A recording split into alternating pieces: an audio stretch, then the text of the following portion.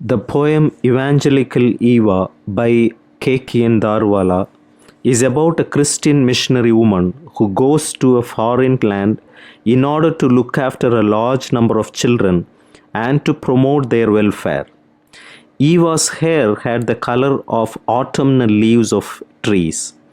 She had a pudgy, dimpled face, having a complexion similar to that of vanilla pudding. The children under her charge were black eyed and brown skinned. At night, their minds went back to the animal stories which had been related to them during the day. But Eva had come to them with strange notions which had nothing to do with those animal stories. She spoke to the children about serpent lore, about the flute made from gourd, and about straw stuffed animals guarding a village against wild beasts and against robbers. Eva did not indulge in sermonizing too much, but she was very generous in dealing out plodrine to the children. Soon she herself became part of the multitude of children whose laughter and fancies filled the atmosphere. And then came the flood, with children becoming the victims. One evening, he arrived by a yellow colored jeep. In some ways, he resembled Eva, but in certain other ways, he differed from her. For instance, he had the smile of a man who is drunk with beer, and he had an unsteady manner of walking like a drunken man. He started knocking at Eva's door with great vehemence. When he spoke, he did so in a manner which was frightening to her. He told her to continue working like a slave to preach the message of Jesus Christ, and then calling her a stupid bitch, he told her that all her work as a missionary and an evangelist would yield no fruit. His stern rebuke to her brought tears into her eyes, and she became almost hysterical with fear. Next day, one of the wise old men of the village went to Eva and said that she was wasting her time over the children and that a better course for her would be to go back to the country from where she had come.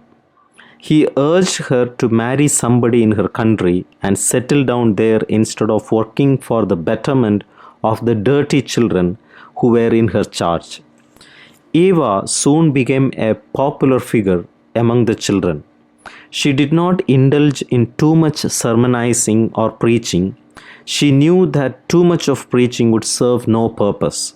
She understood child psychology. One day, a man from her own country turned up at her lodgings in the village and taunted her bitterly on her becoming a nun and having decided to devote herself to the cause of Christianity, instead of leading a normal life by getting married and settling down to the usual kind of life. Having thus rebuked her, he went away. The next day, one of the old men of the village came to Eva and urged her not to waste her time among children, but to get married. He told her that there must be males in the country from where she had come, and that she should go back and marry one of them instead of continuing to wash the dirty mouths of children. This poem offers a contrast between worldly life and a life of religious dedication. A person who wishes to serve mankind has to renounce all worldly interests. Such a person has to sacrifice marriage, domestic life, the pleasure of bringing up a family, and so on. The worldly kind of life makes a human being too worldly and takes him away from social service and the service of God. Eva had renounced the worldly life in favor of a spiritual life, but her idealism and spirituality were not appreciated. She was probably looking after an orphanage, and she looked upon the children there as her family.